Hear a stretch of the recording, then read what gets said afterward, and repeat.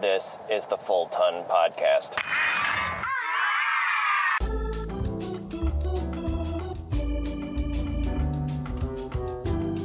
And welcome back to the Fulton Podcast. I am your permanent guest host, John Fulton, and joining me is the Dark Lord of Engineering, Professor Matt. Hello. Or Matt, as we like to call him. We went to see Jurassic World Fallen Kingdom a few days ago. Yep. And we're not really going to be reviewing that, but we'll be talking about Jurassic Park in general.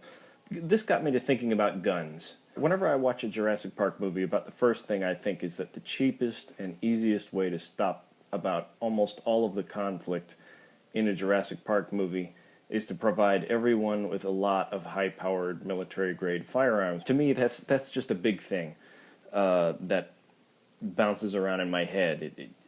They actually do have some reasons for this in some of the other movies, but in general, it just seems that whenever you see guns in a film with monsters in it, or science fiction or something, with the notable exception of Aliens. Yeah, well, they're rather ineffective. Its ability as a problem-solving device varies depending on the type of movie that you're watching. So, starting off with Fallen Kingdom, I noticed that so you have a bunch of dudes who, spoiler alert, not really a spoiler alert because it's in the trailer, all turn out to be bad guys and are using tranq darts on the dinosaurs to take them to be sold as weapons and whatever. Which, see, that was it starts from the conceit that a $60 million genetically engineered monster can be an effective weapon. Well, and it's kind of, I mean, the statement, I'm the engineer, right? I'm coming from the perspective of the scientist, where he says, nature, this is sort of what they talk about in romantic poetry, stuff like, not poetry, but imagery. So in the romantic period, they looked at, or there was a certain section of it, which I'm trying to remember what they called it, but it was basically where you'd see the power and terror of nature. And I think that was an aspect of Jurassic Park from the first, where nature would tend to is a terrifying power that we often just ignore. Mm-hmm. And that's true. You look at hurricanes or something like that, and it just kind of destroys our stuff, and there's no easy way to handle that. It has a massive, wide-ranging effects, and there's not really much we can do about it. And that's what the dinosaurs are supposed to be in some regard. It's kind of like we built our own tornado, and now we're eating it. Yeah. Now we're watching it as an amusement park, and it's going to get all out of hand because it's not. There's an aspect of nature that's not mechanistic. Yeah. Well, they do the it's same not just thing predictable. They do the same thing with Westworld, and which is even written. Also, the original novel was also written by Michael Crichton. Oh, really? I didn't know that. They're both basically about that, life finds a way kind of thing, where you have an amusement park built on AI or genetically engineered dinosaurs or whatever. This is a big thing. Crichton had a lot of these. Well, I always find techno thrillers, right. They called them. I always find this really funny, and I think if I was to ask Crichton, he would probably agree with me.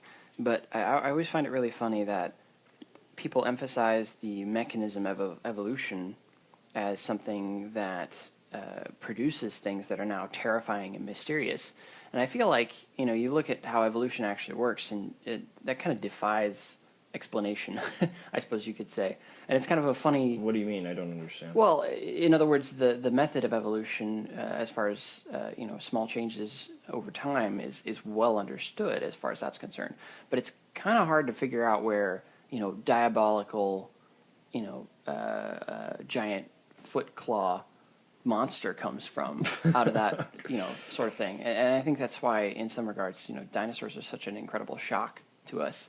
They're just so different. You have no tools to make sense of that. But I think it's funny because I don't think we have any tools. I always thought they made sense in a out. very primal way. Actually, they made sense as kind of like the original dragon, and comparing them to your average predator, like a lion or whatever. It made a lot of sense. It's like that, but it's bigger. Right.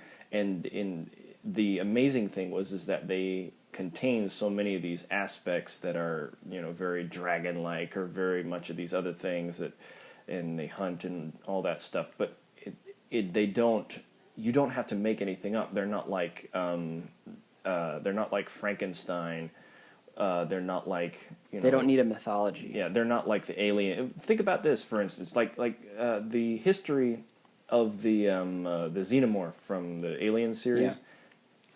They don't really ever reference dinosaurs. I've looked into all kinds of different notes about how they designed it and the psychological backstory and everything. Nobody ever talks about raptors. But whenever you go to like a message board somewhere and they're like, "Who would win? Xenomorphs versus raptors?" You know, like it's there. You know, these. For the record, the raptor would win, but then it would melt. Well, I think the idea was to compare the physical design, so they qualified that it was acid resistant raptors for some reason. I see. Okay. And it's silly, but the point is that so many of the classic monsters are very much these sort of combinations of different real monsters. You know, like zombies have aspects of viral stuff, and they also have elements of tyrannical regimes and these things, that these unnatural evils that kind of combine with dangerous real powers like claws and teeth and stuff, and they cause terror and bad stuff. And that's what kind of Jurassic Park, the themes about it are really about, is you have people that try to, you know, do something without considering the consequences, without considering what power's at their fingertips. Well, and they end up not doing. Yeah. They end up basically the one of the biggest themes when you read the book is not that.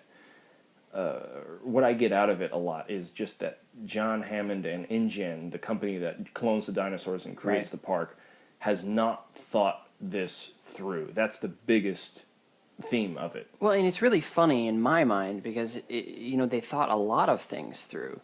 Mm-hmm. You know, if you look at it, you know, I look at things from an engineering standpoint, and I go, well, you know, how well did they approach this problem? Mm-hmm. And the truth is, in a lot of ways, you know, they did approach it pretty well. I mean, they had well-designed fences, well-designed setups, and you know, one of the things, one of the things they've started to do in engineering, which is kind of an interesting thing, because this is a new aspect of engineering. Well, not so new, but it's like 30 years old, which is not that old when you think about engineering.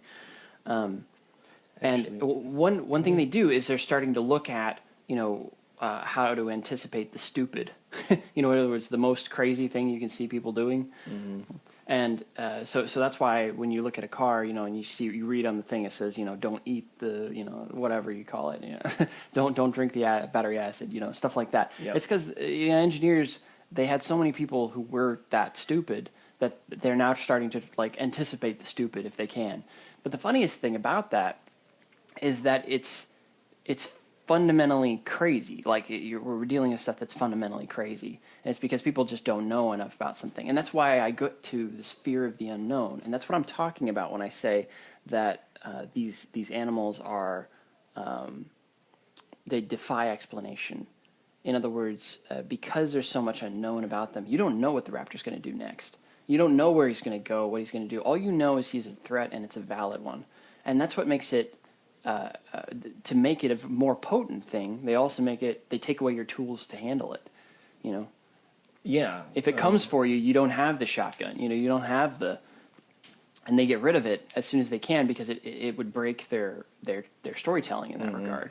I would say that's very true. One of the biggest differences, one of the biggest things you need in your story if you're making a monster movie is you have to have some way to make the monster ever present. Even in a movie where, like a zombie movie, where you have guns and the enemy is vulnerable to guns, they tend to, you know, make the ammunition reserves very small, or you have to go find them, or they run out, or simply the viral fact. Well, the fact that somebody could be infected and you don't know. Yeah, that's you can't shoot a virus. You know, you can shoot one zombie and there's a bajillion more behind them, and now they hear you and they come towards you. So it's that's how they make that work. But they work in these stories. They work to disarm you.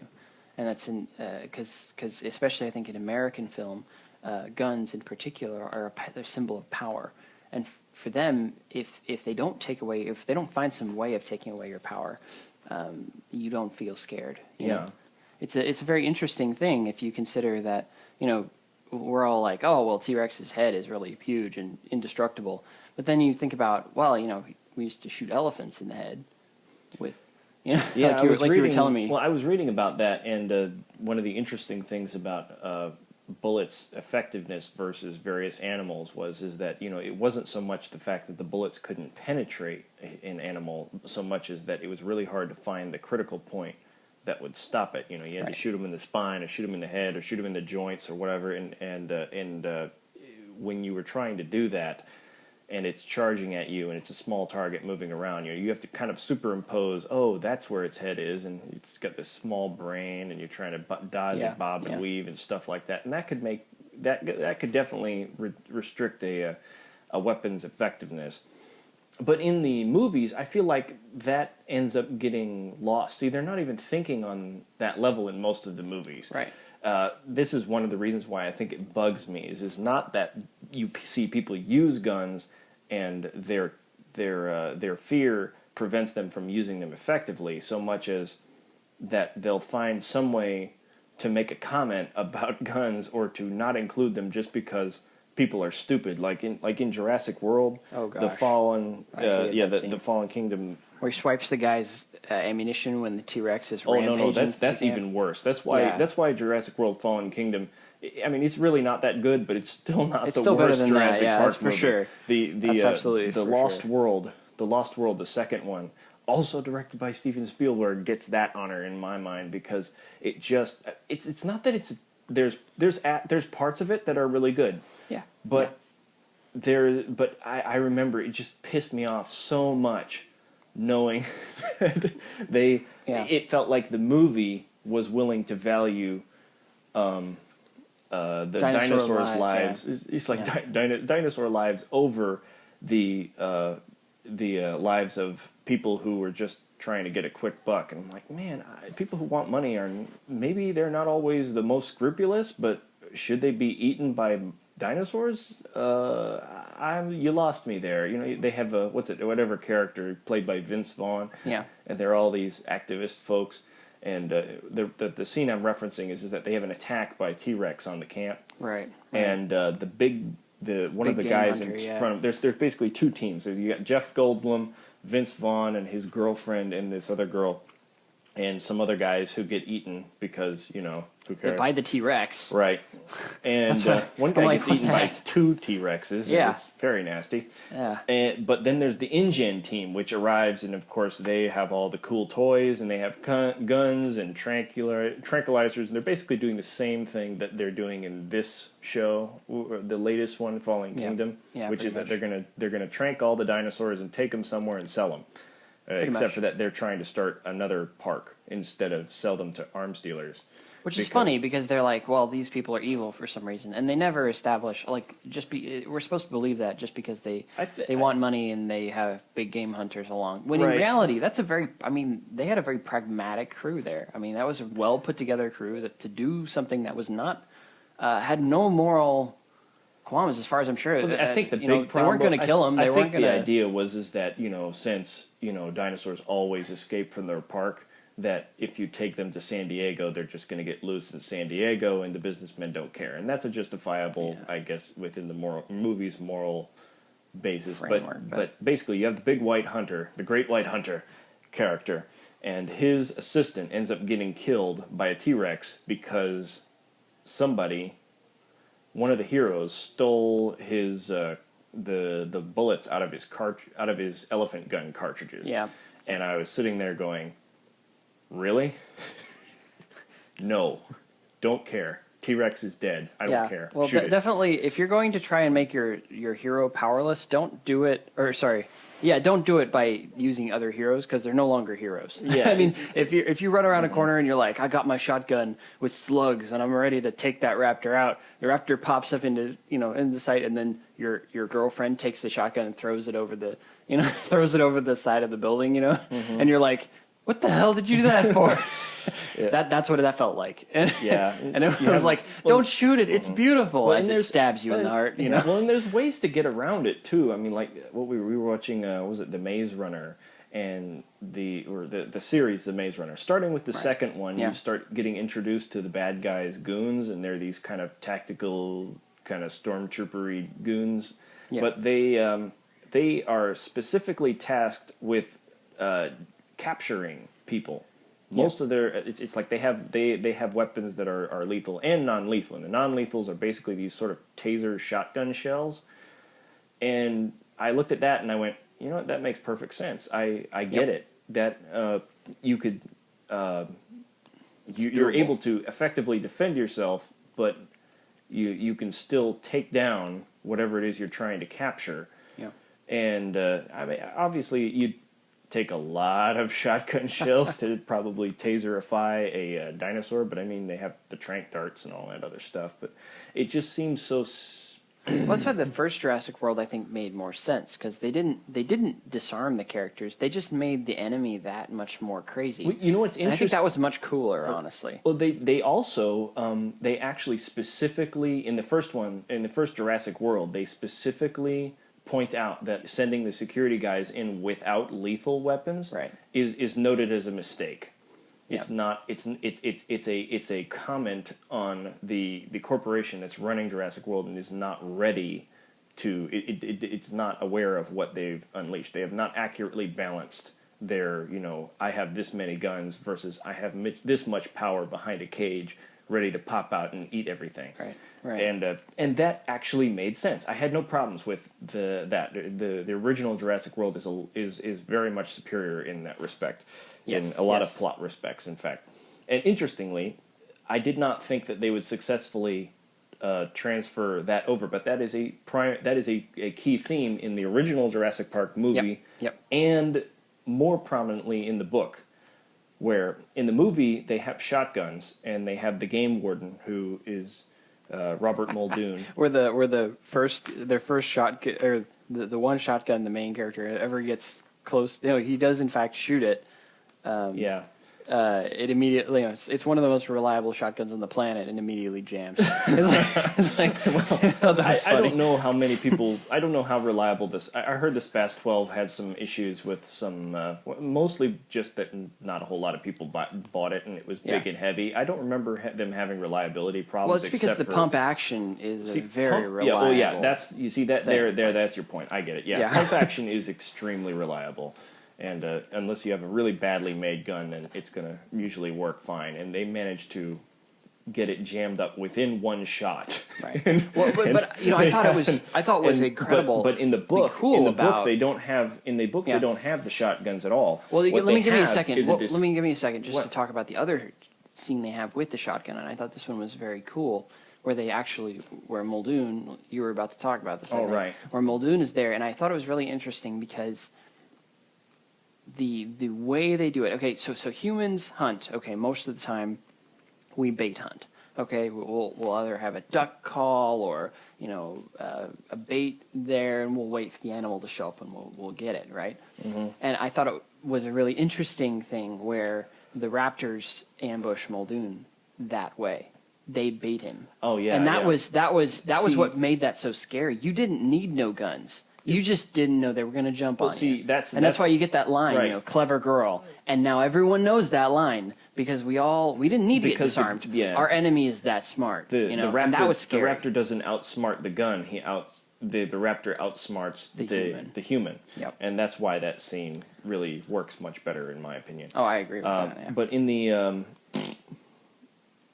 book, in the original book, what they give as the reason why Jurassic Park doesn't have guns is that they actually have this discussion between several of the characters about why aren't they able to contain them, and the reason is because John Hammond he's weighing the expense of the guns versus the expense of killing the animals, and each one of these to grow, and it takes easily 10 years plus $100 million, plus $100 million worth of technology, and he's thinking just because one breaks out you shouldn't kill it, right. and they were talking, some of the characters talk about how in the early days they were trying to use prods attached to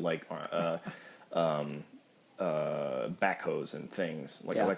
and the idea being you heard it around with these big giant vehicles, and they'd never really talk about that later in the book Because it would never have worked. That's why. well that's part of it. Well, I'm sure he sat down and he was like, "Oh, maybe that would work." He's like, "Nah, that won't work." well, honestly, I mean, I can't think of a lot of better ways besides, have several APCs with a lot of electroprods on them, and that's how you heard them around. Maybe that's probably about the only way you could do it. you need a pretty but what monster thing. Just generally big, giant equipment like that is not very dexterous. Well, not very dexterous, but that's not the point. The point is you have 6 of them, and they're the only things heavy enough to move the dinosaur in the direction you want them to go.